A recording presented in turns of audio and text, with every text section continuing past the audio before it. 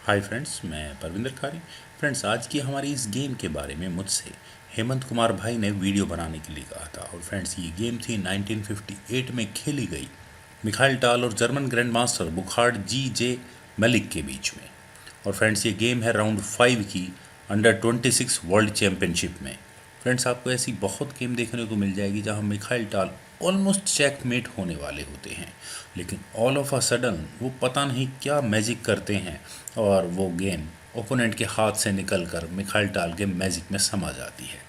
तो आज की हमारी गेम कुछ इसी तरह की है। तो आइए फ्रेंड्स, सीधा इस गेम पर चलते हैं। यहाँ गेम की शुरुआत की मिखाइल टाल ने E4 के साथ। तो बुखार्ड ने यहाँ सिसिलियन डिफेंस को चुना C5, night F3, then night C6। तो D4, C takes D4, knight takes D4, then knight F6, attacking this E4 pawn. तो knight C3, D6, bishop G5, knight पर अटैक। तो E6, queen D2, then A6। और इसके बाद यहाँ Mikhail टाल ने कैसल किया long side, then bishop D7, F4, तो B5, bishop takes F6, G takes F6। और फ्रेंड्स, यहाँ ये G टेक्स F6 मूव काफ़ी इंटरेस्टिंग है।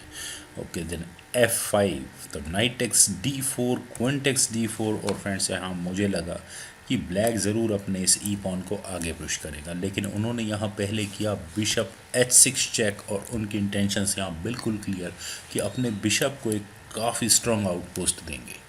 तो वाइट को यहाँ करना पड़ा king B1, then bishop F4, तो knight E2 attacking this bishop, then bishop E5। और जहाँ जिस पॉइंट पर बुखार्ड चाहते थे वहीं उन्होंने अपने बिशप को प्लेस कर दिया। तो वाइट को अपनी क्वीन बचनी होगी, D2 स्क्वायर बेटर है, क्वीन C7, तो G3। और फ्रेंड्स, यहाँ ये G3 मूव किस लिए? वाइट का ये लाइट स्क्वायर्ड बिशप एक अच्छे खासी थ्रेट बना सकता है। सपोज़ अगर यहाँ ब्लैक करे ई टेक्स F5, तो इसके बाद बिशप G2, और यहाँ एक अच्छा खासा अटैक वाइट क्रिएट कर सकता है। लेकिन यहाँ इस पोजीशन से ब्लैक ने पहले किया रुक C2, उन्होंने यहाँ पहले इस C2 पॉन पर अटैक बनाया। तो bishop H3, then queen C4, night F4। और यहाँ ये नाइट F4 स्क्वायर पर माइट भी कुछ प्लानिंग होगी यहाँ मिखाइल टाल की ज़रूर। तो king E7, then F takes E6। और फ्रेंड्स, क्या यहाँ इस पोजीशन पर ब्लैक को इस E6 पॉन को अपने F पॉन से नहीं लेना चाहिए था? अगर यहाँ ब्लैक करे F टेक्स E6 तो काफ़ी सही हो सकता था, क्योंकि अब यहाँ वाइट का ये नाइट कहाँ जाता? अच्छा स्क्वायर तो इसके लिए D3 ही होता। लेकिन यहाँ ब्लैक ने किया बिशप टेक्स E6, तो नाइट D5 चेक। और इस नाइट की अगली डेस्टिनेशन ये B6 स्क्वायर होगी, ताकि वो यहाँ क्वीन और रुक पर फॉक लगा सके। तो ब्लैक की यहाँ मजबूरी है बिशप टेक्स D5 करने की। और इस तरह यहाँ वाइट को ब्लैक का ये रुक आराम से मिल सकता है। लेकिन ब्लैक का अटैक अभी फ़िलहाल इस A2 पॉन पर है, और उसके बाद ब्लैक यहाँ बड़े ही आराम से वाइट को चेकमेट भी कर सकता है। तो इसीलिए यहाँ मिखाइल टाल को पहले करना पड़ा ई टेक्स D5। उन्होंने यहाँ सिंपल पीसेज एक्सचेंज किए, रुक C5। इतनी देर में तो ब्लैक ने अपने रुक को बचा ही लिया। तो rook at H goes to E1, then A5, तो bishop F5। And bishop F5 move भी काफ़ी इंटरेस्टिंग है। और फ्रेंड्स, यहाँ मेरे ख्याल से ब्लैक की जो पोजीशन थी, उन्हें यहाँ ज़रूर अपने इन A और B फाइल के पॉन्स को आगे बढ़ते रहना चाहिए था। काफ़ी स्ट्रॉन्ग अटैक यहाँ ब्लैक लगा सकता है। लेकिन अभी यहाँ ब्लैक ने किया क्वीन B4, और उन्होंने डायरेक्ट यहाँ चेकमेट की थ्रेट दी। और फ्रेंड्स, क्या आपको कोई तरीका नज़र आ रहा है वाइट के लिए इस चेकमेट से बचने का? सिर्फ एक ही तरीका है कि किसी तरह वाइट इस बिशप को एलिमिनेट कर दे। तो वही काम यहाँ मिखाइल टाल को करना पड़ा, रुक टेक्स E5। और यहाँ स्ट्रेट फॉरवर्ड लॉस मिखाइल टाल को है। और अब यहाँ ब्लैक इस रुक को कैसे ले, अपने इस D पॉन से या फिर F पॉन से? दोनों ही कैलकुलेशंस को एक एक कर देखते हैं। अगर यहाँ ब्लैक करे D टेक्स E5, तो उसके बाद सिंपल D6 चेक। और अब ये किंग सिर्फ D8 स्क्वायर पर ही जाएगा, लेकिन इसके बाद क्वीन H6, और फिर दोबारा यही F6 पॉन को लेकर एक और चेक देने की थ्रेट, या मैं कहूँ सीधा चेकमेट की थ्रेट। तो ब्लैक यहाँ क्या कर सकता है?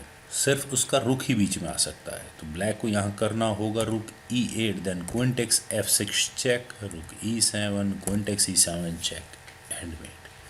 तो इसलिए यहाँ इस पोजीशन से रुक एटलीस्ट इस D पॉन से तो नहीं लिया जा सकता। तो ब्लैक ने यहाँ किया F टेक्स E5, लेकिन इसके बाद क्वीन G5 चेक, और इस चेक का डिफेंस या इस चेक से बचाव ब्लैक अब कैसे करे, F6 करके।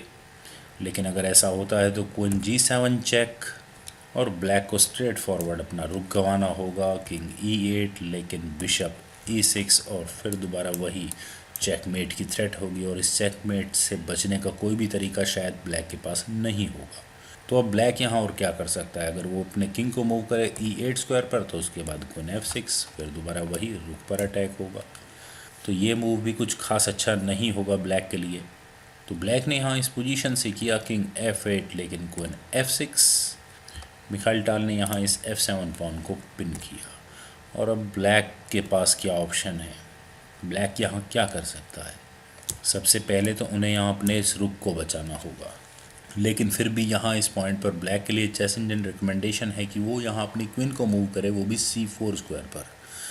लेकिन ऐसा करने के बाद तो मेरे ख्याल से ब्लैक की गेम में कुछ दम नहीं बचेगा। अब यहाँ से अगर हम इस गेम को आगे बढ़ाएं तो स्ट्रेट फॉरवर्ड वाइट इस रुक को तो लेगा ही लेगा, क्वीन टेक्स H8 चेक, तो king E7, then queen takes H7, और इसके बाद ब्लैक क्या करेगा, क्या अटैक बना सकता है, क्वीन E2, रुक पर अटैक होगा। तो वाइट सबसे पहले इस क्वीन को बोर्ड के सेंटर की तरफ लाने की कोशिश करेगा। सपोज यहाँ वाइट करे क्वीन H4 चेक, तो किंग E8, और उसके बाद यहाँ वाइट अपने इस रुक को C1 स्क्वायर पर बड़े ही आराम से लेकर जा सकता है। लेकिन यहाँ इस पोजीशन से बुखार्ड ने किया था रुक G8, और फ्रेंड्स यहाँ मिखाइल टाल का फाइनल मूव बिशप E6, और यहाँ इस मूव के बाद बुखार्ड ने रिज़ाइन कर दिया, क्योंकि फ्रेंड्स मिखाइल टाल ने यहाँ सबसे पहली थ्रेट दी है इस चेकमेट की, और इस चेकमेट का डिफेंस कैसे हो सकता है, कोई भी तरीका नहीं है। यहाँ ब्लैक क्या करेगा, या तो अपने रुक को C7 स्क्वायर पर ले जाए, या वो यहाँ अपने रुक को G7 स्क्वायर पर ले आए। सपोज अगर यहाँ ब्लैक करे रुक C7, तो उसके बाद क्वीन D8 चेक, तो king G7, queen take C7, और ब्लैक वाइट के इस बिशप को भी नहीं ले पाएगा। तो इसी कारण से यहाँ इस पोजीशन से बुखार्ड ने रिज़ाइन कर दिया था। फ्रेंड्स, अभी कुछ देर पहले तक ऐसा लग रहा था कि ब्लैक इस गेम को डोमिनेट कर रहा है, और ख़ासकर इस पॉइंट पर जहाँ वो डायरेक्ट चेकमेट की थ्रेट दे रहा है। लेकिन लगभग इसके 4 या 5 मूव्स के बाद, यानी इस पोजीशन पर ब्लैक को रिज़ाइन करना पड़ गया। फ्रेंड्स, ऐसी मैजिकल गेम सिर्फ मिखाइल टाल ही खेल सकते हैं, और मुझे उम्मीद है कि आपको ये वीडियो ज़रूर पसंद आई होगी। आप इस वीडियो को लाइक करें, शेयर करें, और मेरे इस यूट्यूब चैनल चेस गुरु को सब्सक्राइब करें, और आपके कमेंट्स का मुझे बेहद इंतज़ार रहेगा। Thank you for watching and bye for now.